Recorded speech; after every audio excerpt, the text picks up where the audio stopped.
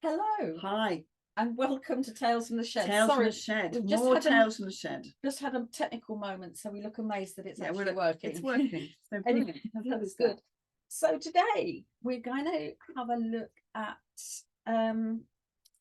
disagreeing, agreeing, debating. There seems an awful lot of arguing. Arguing is the thing that I've got here. I said debating. All right, but no, it's one of those things that we sort of looked at post COVID, where people seem very divided. Yeah. And 3 years on, people seem really divided again. There's so much cancel culture. There's so much absolute definite hate. There's definite, people seem to be one side of the line or the other side of the line. There's no sort of grey areas. There's no, people don't seem to be able to listen to another person's point of view without taking massive offence. Yeah, it's all personal. It's all personal. Everything's personal. So that whatever it is, your opinions become part of yourself. Yeah. It's not like you have an opinion. It is like you are your opinion. So that if somebody challenges your opinion, which is all it is, and you know what? Everybody can have an opinion. Yeah. And people can change opinion. And you can change them. But if you challenge that person's opinion, it's almost like they feel personally attacked. Yes. And so it becomes so difficult. And I see it a lot because I do watch a lot of news programs, a lot of you need to stop doing that. But I just see people exactly doing that. So instead of saying this is a point and I think it would do X, Y, and Z, and somebody else going, and I don't think it would. So we thought we'd have a look at what. Yeah, and I found something. Usual, my thing. Find this little kind of little article in the Guardian, because they had a whole piece. So obviously it's the thing, arguing and things like that. But this is it. It says how to argue 5 golden rules. Okay. 5 golden rules. Let's see what we think of these golden rules. So the first one says, don't assault people with facts. It says, know your stuff, reading too many stats, and then it says, you could say so many people are feeling X rather than a recent study by scientists. Now, I find that really interesting because I actually quite like facts, because so many people are feeling this seems a bit woolly. Yeah, because also one of my favourite things that people say that I can feel the hairs on my back go up is people don't realise. And I think I knew. Yeah. People don't realise that. Everybody knows this. Everybody says, or nobody knows. And I'm the only person that does. So I feel that I am the messiah out here, telling it nobody knows. Yeah. So I like statistics and facts, but I guess that was the whole point when I did my bloody MPhil, because people said, oh well, when they were talking about mentoring is absolutely vital for you, and I went, really? So I went out and said, well, actually no, it isn't. When you look at the really things, and people do get exercised about all sorts of things they've read, probably in the Daily Mail, I'm sorry, but it is like they read it and then they say this is awful and it's dreadful, and they get really angry about it, and they're getting angry about it, and you're saying, but is that actually happening? That's just something that somebody's put in the media to get a rise out of people, to make people disagree, to make people upset. And I kind of go, so is it actually happening? And if so, how many people is it affecting? And so I am a bit of a kind of linear person in that way, because I always remember the awful thing with Jamie Bolger when he was taken and murdered by those other 2 kids.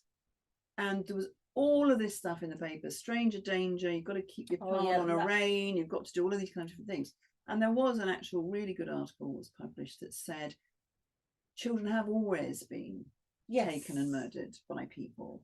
But very rarely. Very, very rarely by a stranger. So they said 95% of children that are murdered or abused or whatever, 95% of it is their family, whether it's their mother, father, stepfather, mother's boyfriend, whatever it is. And so it was very useful for me, because my son was 2 at the time, at exactly the same age. And it did make you fearful of going out and things like that. And I just kind of thought, oh, so hold on a minute. So as long as I'm not doing it to him, he's got a 95% chance of surviving. Because the numbers have been consistent over the last decades way back into Victorian times. I was going to say 100 years. And I thought, but it's way back. But they've been consistent, and they are consistent. So I'm sorry, we don't like that golden rule. I don't like that golden rule. No. Okay, so now This is quite interesting. When they go low, it says, if heightened emotion causes one side to raise their voice or become angry, keep yours calm and soft without being patronising. Nobody wins in a slanging match. I do quite like that one. I do, but I think once somebody has raised their voice, that, because what we said at the beginning, we are our opinion and this is it and I am right and everyone else, my mission is to educate everyone to my opinion. Once they are going up, they're not listening to you anyway. So I always think, bless it, I call it the Jehovah's Witnesses argument, because it's not offensive, but they come in with an absolute mantra. They haven't come in to discuss. So when I see somebody with that raising everything and going up, they're not open, they're not actually having an exchange. Now, I'm not interested in becoming the Messiah to change someone's opinion. So if I'd like to discuss with a Jehovah's Witness or listen to them, that's fine. But actually I'm not quite sure you're right on that fact, let me give you this fact, it's not going to happen. It's not going to work. It's not going to work. So I'm not picking on them. I'm just saying I call it that because they're the obvious people with a very fixed you're not sure about the low voice? It's not going to work. Though I accept it, I think once I see somebody dogmatic, which is what they are, they're not out to listen. Do I waste my time arguing? Right. Okay. Or do I just go, I disagree, there are these other facts, and leave it to them to look it up or not? But I think the raised voice comes with protection, dogma, defensiveness. So I'm not sure that works. I think it just fuels the flame, because when you're very angry and somebody goes, let's take this down a notch. I used to call this my ex-husband. I used to say to him, it was his therapy voice. It's patronising. It was whatever you do, it says without being patronising, but I'm not sure how you do that. Because I used to say, you're trying, don't therapy me, don't use your therapy voice on me. It is that in the very moment of it, if it's something you so believe and you're so fired up about, and somebody goes, let's just take this once, there's no way. I hear what you're saying, which means I don't hear what you're saying. I accept your reasons that you believe that. Ooh. ouchie. All right, so two's off the list. Two's off the list. Okay, now this one, you see, this is, they said, be sexy. Okay, SEXI. That obviously is to do it. So it says, it's a structure. Here we go. Adopted by university debating teams. So you should like this, because this is about debating. Should like this one. It says, make a statement, offer an explanation, and then an example, and then say the importance. So the statement. So they say, we should spend less time looking at our phones. Statement, because it's eroding our mental health and ability to connect in life. Explanation, excessive smartphone use has been shown to increase anxiety. Example, and it matters because poor mental health can impact on everything. Importance. So that's a structure. I think that's useful, because you are giving, I mean, I like the evidence, because you can also counter that with going, actually, when I access my mobile phone, it gives me more information to look up whatever it is. I can therefore look at more examples, and therefore I feel more educated. So one side is this, one side is using the same structure to counter, and you're both listening. And you're in that arena. You're in the same arena. You're not in, because you think this, you're wrong. You're saying, and they're saying, we should do this. So there's an opinion there. We should do this.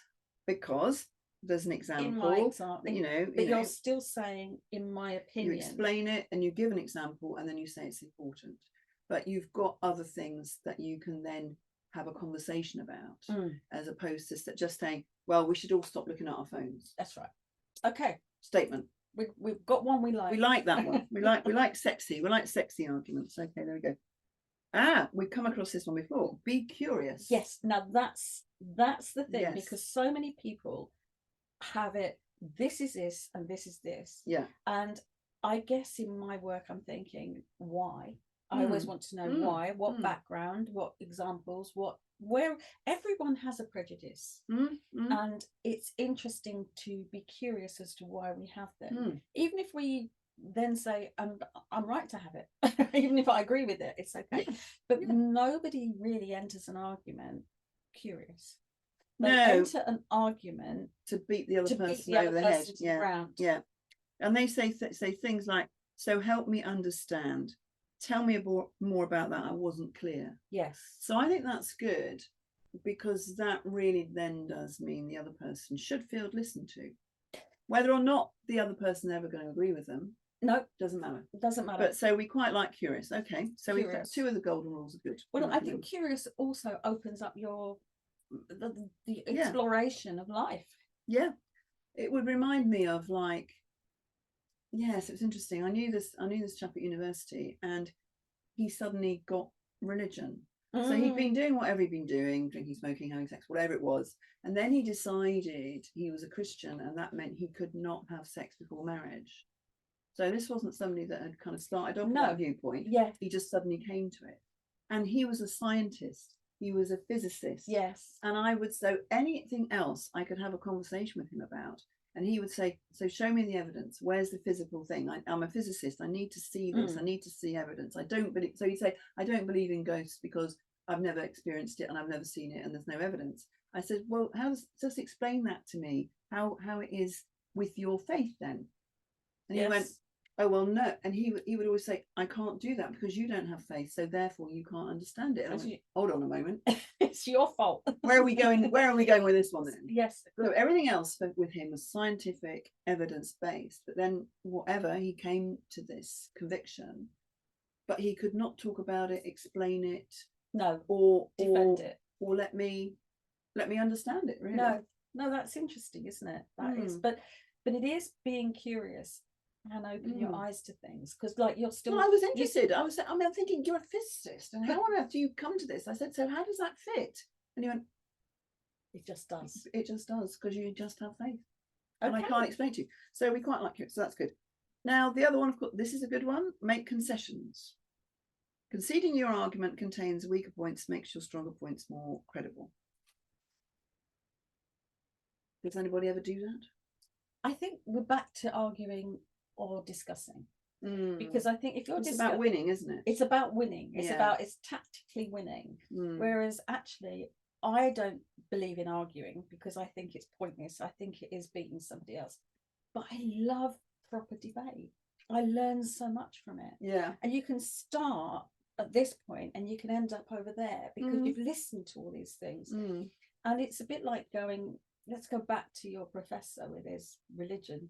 Oh, yeah. And it's almost a bit like, well, I concede that there is a God, but I'm going to let the bit about Jesus rising from the dead off the hook. I don't know, or something like that. Yeah. And you think, well, you either believe the whole thing, or you don't.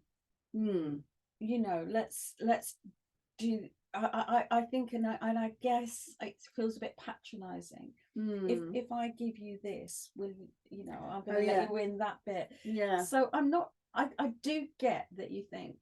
But I think if you've got somebody that really disagrees with you, but you like them, it's always tricky. It's tricky, but you really disagree over certain bits, because if you disagreed about everything, you wouldn't like them.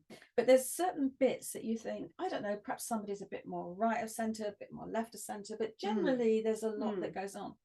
I think it's either avoiding that bit, because you think, well, I'm not going to win them over to that bit, they're not going to win me over to that bit. So I actually think just letting somebody have that opinion, I know, this reminds me of nice. A really good friend of mine in the States, and she was from South Africa, and she'd had to get out of South Africa, and it was like she had an opinion about, you know, black people in South Africa. And I remember thinking I could have my wishy-washy pinko liberal view of it, about where the fault lay, whatever was going on, what was really happening. But what I could see was her experience was this. Yeah. She had had a friend tied up with barbed wire. She had, her mother was in a house and was broken into and had an injury, which kind of never meant her health was never really right with what. And I'm thinking, it's like that thing when they say, Buddha said, tell the truth, and there's 2 provisos. Is it kind? Is it necessary? And I'm thinking, it's not necessary for me No. her to have this conversation. No. Because nothing is going to change. No. Her experience is like this. Yeah. I have not had anything like that experience. How can I come from a kind of theoretical point of view?